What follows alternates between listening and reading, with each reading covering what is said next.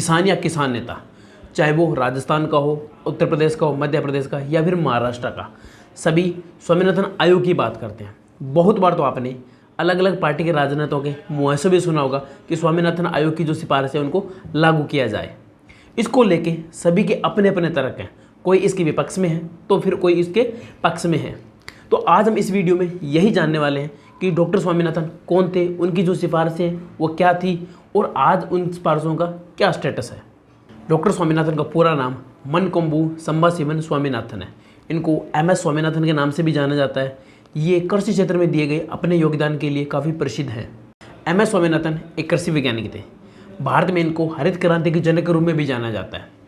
1966 में मैक्सिको के बीजों को पंजाब की जो देसी वैरायटियाँ हैं, गेहूँ की जो घरेलू वैरायटियाँ हैं, उनके साथ क्रॉस करवा के उच्च उत्पादकता वाली जो किस्में हैं वो इन्होंने विकसित की थी। हरित क्रांति कार्यक्रम के तहत उच्च उत्पादकता देने वाली गेहूं और चावल की किस्मों को किसानों के यहाँ पे लगवाया गया और इसी क्रांति के दौरान भारत खाद्यान्नों में आत्मनिर्भर भी बना और जो स्वामीनाथन जी है वो एक वैज्ञानिक नेता के रूप में उभर के सामने आए। MS स्वामीनाथन को उनके कृषि क्षेत्र में दिए गए योगदान के लिए भारत सरकार ने 1967 में पद्मश्री, 1972 में पद्म भूषण और 1989 में पद्म विभूषण से सम्मानित किया। इनका जन्म 7 अगस्त 1925 को हुआ। 98 साल की अवस्था में लंबी बीमारी के बाद 30 सितंबर 2023 को मृत्यु हो गई। इस महान कृषि वैज्ञानिक को 2024 यानी इसी साल भारत के सर्वोत्तम नागरिक सम्मान भारत रत्न से मरणोपरांत सम्मानित किया गया।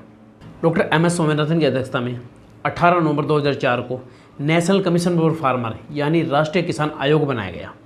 इस आयोग ने 2 साल की अवधि में 5 रिपोर्ट तैयार की और अंतिम रिपोर्ट है 4 अक्टूबर 2006 को आई।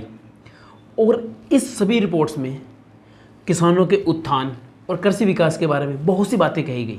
नेशनल कमीशन फॉर फार्मर का गठन यानी राष्ट्रीय किसान आयोग का गठन कृषि की जो समस्याएं हैं उनको गहराई से समझने और किसानों के प्रगति का रास्ता तैयार करने के लिए ही किया गया था। इस आयोग के द्वारा जो अंतिम रिपोर्ट पेश की गई थी उसमें किसानों के संकट, कारण और आत्महत्या उसी पे वो केंद्रित थी। इनको कम करने के लिए जो एग्रीकल्चर प्रोडक्टिविटी है उसको स्थिरता बनाए रखने पे जोर दिया गया। बट आज के समय में जो आयोग की सिफारिशों की जो बातें होती है वो ज़्यादातर MSP के इर्द गिर्द ही घूमती है। फसलों के MSP को लेके एक अलग डेडिकेटेड वीडियो है।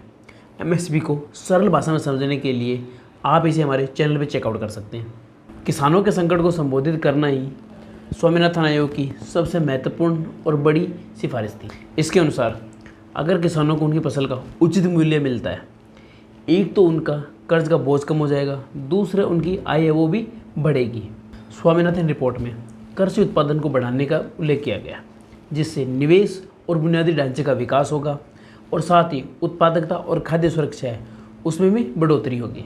इसमें कहा गया है कि अगर किसानों को सशक्त बनाया जाए और ग्रामीण विकास ढांचे को बढ़ावा दिया जाए, एक तो ग्रामीण क्षेत्र में सुधार होगा, दूसरा जो किसानों की गरीबी है वो भी दूर हो जाएगी।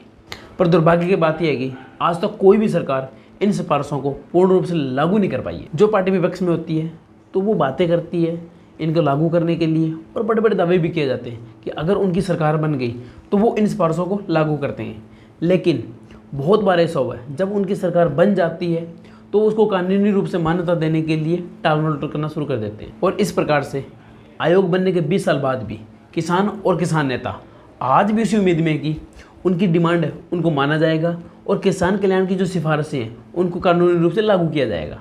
इन सिफारिशों को लेके बहुत से किसान संगठन अलग अलग जगह पे अपना धरना प्रदर्शन करते हैं, आंदोलन करते हैं और ये मांग रखते हैं कि उनकी ये सिफारिशें कानूनी रूप से मान ली जाए। और उनको आज भी इस चीज़ को लेकर बहुत बड़ी उम्मीद है, तभी तो वो लगातार इसको लेकर प्रदर्शन कर रहे हैं। लेकिन सरकारें अपने अपने तर्क देके स्वामीनाथन की रिपोर्ट की जो सिफारिशें हैं उनको लगातार टालती रही है। भारत में किसान आंदोलन एक गंभीर मुद्दा रहा है।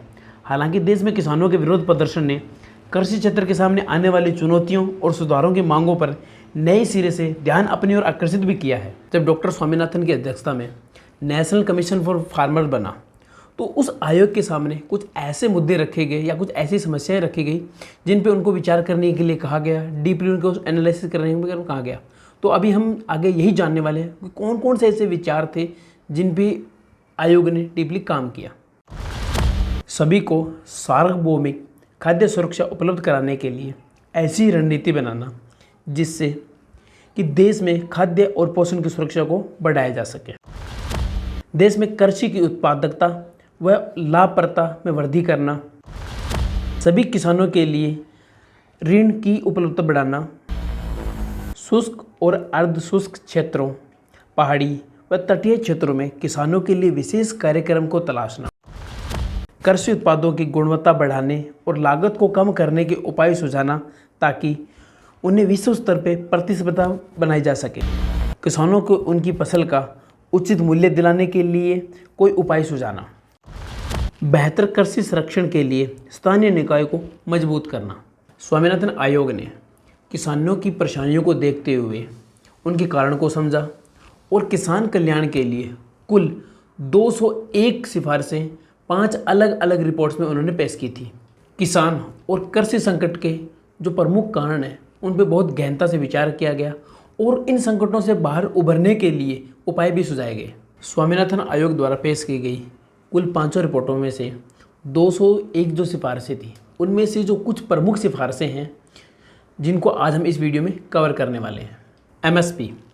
एमएसपी एक ऐसा मुद्दा है जो आपने हर किसान के मुंह से या हर किसान नेता के मुंह से हर आंदोलन में सुना होगा। इसको लेके जो स्वामीनाथन आयोग है उसने एक फॉर्मूला तय किया था जिससे सभी फसलों की जो एमएसपी है वो निकाली जा सकती है। वो था C2 + 50%। इस फॉर्मूले को थोड़ा सा हम डीपली इस वीडियो में आगे समझेंगे। रोजगार में सुधार। आयोग ने कहा कि खेती और किसानी से जुड़े हुए रोजगार को बढ़ाया जाए। आयोग ने आंकड़ों के जरिए यह भी कहा कि साल 1961 में 75% लोग कृषि रोजगार से जुड़े हुए थे। 2000 आते आते यह संख्या घटकर 59% रह गई है। आयोग ने यह भी कहा कि किसानों की इनकम को लगातार घट रही है और इसे तय करना बहुत ज़रूरी है। भूमि बंटवारा। खेती के कम होते रकबे व बंजर होती ज़मीनों को लेकर किसान आयोग ने चिंता जताई है। आयोग का यह कहना है कि 50% किसानों के पास मात्र 3% ही ज़मीन है, जबकि बड़े किसानों के पास में ज़्यादा ज़मीनें हैं। इन सिफारिशों में आयोग का कहना है कि जब ज़मीन समान रूप से होगी तो मुनाफा भी ज़्यादा होगा और सबकी आय में भी बढ़ोतरी होगी। सिंचाई सुधार। सभी किसानों को सिंचाई के पानी मिले, इसकी उचित व्यवस्था होनी चाहिए। जल स्तर को सुधारने के लिए कदम उठाने की बात भी आयोग ने कही है। भूमि सुधार। आयोग ने कहा कि बेकार पड़ी और अतिरिक्त ज़मीन को सीलिंग व बंटवारे के जरिए सभी किसानों को समान रूप से बांट दिया जाए। खेती लायक जो ज़मीन है उस पर सिर्फ खेती ही की जाए, उसका इस्तेमाल उद्योग धंधों के लिए नहीं करना चाहिए। प्रतिस्पर्धा का माहौल। आयोग ने किसानों में प्रतिस्पर्धा को बढ़ाने की बात कही है। साथ ही इनमें अलग अलग फसलों को लेकर उसकी गुणवत्ता तथा वितरण में विशेष नीति बनाने की बात भी आयोग ने की है। खाद्य सुरक्षा। आम लोगों के लिए जन वितरण सिस्टम को डेवलप किया जाए और ग्राम पंचायतों के माध्यम से जो पोषण योजना शुरू करने की बात आयोग ने कही है और इसका लाभ भी अंतिम व्यक्ति तक पहुंचे, इसकी व्यवस्था भी पूर्ण तरीके से होनी चाहिए। किसान आत्महत्या को रोकना। किसानों की बढ़ती आत्महत्या को लेकर आयोग ने चिंता जताई है। आयोग ने ज़्यादा आत्महत्या वाले स्थानों को चिन्हित कर वहां विशेष सुधार कार्यक्रम चलाने की भी बात कही है। साथ ही आयोग ने कहा है कि किसानों के स्वास्थ्य को लेकर विशेष ध्यान देने की ज़रूरत है। इससे उनमें आत्महत्या करने की जो दर है उसमें कमी आएगी। कृषि उत्पादकता बढ़ाने पर जोर। भारत में कृषि उत्पादों की उत्पादकता अन्य देशों की तुलना में बहुत कम है और यह उत्पादकता किसानों की आय निर्धारित करती है। आयोग ने मिट्टी परीक्षण प्रयोगशालाओं को एक नेटवर्क स्थापित करने की सुझाव दिया है ताकि मिट्टी के स्वास्थ्य व जैव विविधता में सुधार हो सके और संरक्षित खेती को बढ़ावा मिल सके। किसानों के लिए सस्ता कर्ज। यह किसानों को आत्महत्या करने के लिए मजबूर करने वाले सबसे बड़े या प्रमुख कारणों में से एक है। इसके लिए सरकार को किसानों को समय पर जरूरत के हिसाब से सस्ते ऋण देने की सुविधा करने का विकास करना होगा। जैव संसाधनों को विकसित करना। भारत में ग्रामीण लोग अपने पोषण व आजीविका संरक्षण के लिए जैव संसाधनों की एक विस्तृत श्रृंखला पर निर्भर करते हैं। इसलिए आयोग ने इस दिशा में सुधार करने की आवश्यकता पर बल देने के लिए सुझाव दिया था। इनके अलावा और भी बहुत सी सिफारिशें हैं जो स्वामीनाथन आयोग ने किसानों के कल्याण व उनमें सुधार के लिए पेश की थी।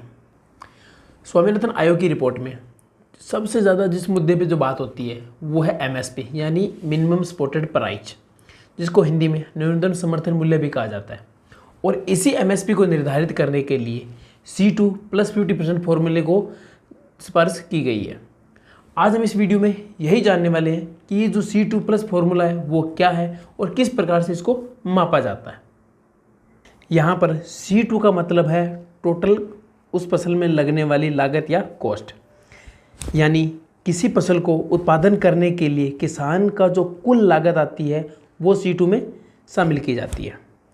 देखो, किसी भी फसल को पैदा करने के लिए किसान का बहुत सा खर्चा आता है, फिर वह चाहे खाद बीज बिजली का खर्चा हो या ज़मीन जो किसान ने लीज पे रख रखी है उसका खर्चा हो या किसान का परिवार उस फसल को पैदा करने के लिए जो काम करता है उसकी लागत हो, ये सभी खर्चे C2 में शामिल किए जाते हैं। इस कुल लागत में यानी C2 में 50% जोड़ दिया जाए तो वह उस फसल की MSP होगी। स्वामीनाथन आयोग की रिपोर्ट्स और किसान भाई दोनों का ही मानना है कि उन्हें फसल की कुल लागत से कम 50% अधिक मिलना चाहिए ताकि वो आर्थिक रूप से सक्षम हो सके और कर्ज मुक्त जो जीवन है वो यापन कर सके। MSP को लेके इस C2 + 50% फॉर्मूले, चलो इसको एक सरल भाषा में एक उदाहरण से समझते हैं। मान ले किसी फसल की जो कुल लागत है यानी जो C2 है वह 100 रुपये और इसमें 50% यानी 50 रुपये और जोड़ दिए जाए तो उस फसल की जो MSP होगी वो 150 रुपीज़ यानी 150 रुपये होगी। MSP को लेके इस C2 + 50% फॉर्मूले के लिए अलग अलग सरकारें, किसान संगठन और नेताओं के बीच में बातें तो बहुत बार हुई है, लेकिन इसे लागू होने का इंतज़ार आपको, मेरे को और सभी को है ताकि देश में प्रगति में योगदान देने वाले सभी किसान भाइयों का आर्थिक रूप से कल्याण हो सके। MSP पर खरीद में लगातार प्रगति हुई है, लेकिन सभी फसलों को MSP पर खरीदा आज भी नहीं जा रहा है, जिसके चलते किसान आज भी आंदोलन कर रहे हैं। दूसरी ओर सरकार द्वारा फसलों की गुणवत्ता सुधार के लिए आवश्यक मात्रा में खाद और बीज को उपलब्ध कराने के लिए प्रयास किए जा रहे हैं, लेकिन अब तक इन्हें उपलब्ध कराने की गारंटी नहीं दी जा रही है। स्वामीनाथन आयोग द्वारा किसानों को MSP दिए जाने की बात हमेशा ही सदन और सड़क दोनों पे ही मुद्दा उठाया गया है, लेकिन आयोग द्वारा MSP को दिए गए फॉर्मूले पे कोई बात नहीं होती और ना ही सरकार द्वारा किसानों की वास्तविक लागत को निकालने के लिए प्रयास हुए हैं। किसान संगठन भी बार बार MSP की मांगे तो जरूर करते हैं, लेकिन भूमि सुधार की बात अभी तक कोई नहीं कर रहा। भूमि सुधार के लिए सीलिंग के प्रयास सरकार द्वारा नहीं किए गए हैं और ना ही कोई किसान संगठन इस कार्य के लिए अब तक सामने आया है। दूसरी तरफ बंजर भूमि को किसानों में बांटना कोई संभव कार्य प्रतीत नहीं होता। सरकार द्वारा इस तरह के प्रयास व वन्य जीवों पर विपरीत असर की संभावना भी अधिक हो सकती है। पानी के अभाव से जूझ रही कृषि और कृषि क्षेत्र में पानी पहुंचाने के लिए जो प्रयास सरकार कर रही है उसकी गति भी बहुत धीमी है। कोई भी सरकार आती है तो अपनी चुनावी वादों में किसानों के हितों की बातें बहुत बढ़ा चढ़ाकर की जाती है और उनकी आमदनी बढ़ाने के उपाय पर चर्चा की जाती है, लेकिन सच्चाई अभी भी धरातल से बहुत ज़्यादा कोसों दूर है। देश के निर्माण में किसानों का बहुत ही महत्वपूर्ण योगदान है। किसान हितों का संरक्षण किए जाने के साथ साथ उनके मुद्दों पे बहुत गंभीरता से विचार करना चाहिए। इस मामले में बीच का मार्ग अपनाना ही सबसे उचित व समझदारीपूर्ण हो सकता है ताकि किसानों के हितों की रक्षा हो सके, वो आर्थिक रूप से सक्षम हो सके, कर्ज मुक्त अपने जीवन जी सके और साथ ही साथ सरकार के ऊपर कोई अतिरिक्त दबाव भी न आए, जिससे देश और किसान दोनों का ही भला होगा। तब तक बने रहिए, be progressive to create real wealth, और हमारे चैनल को सब्सक्राइब कीजिए ताकि आपको खेती से जुड़ी हुई या किसानों से जुड़ी हुई और अधिक महत्वपूर्ण जानकारी आप तक पहुंच सके।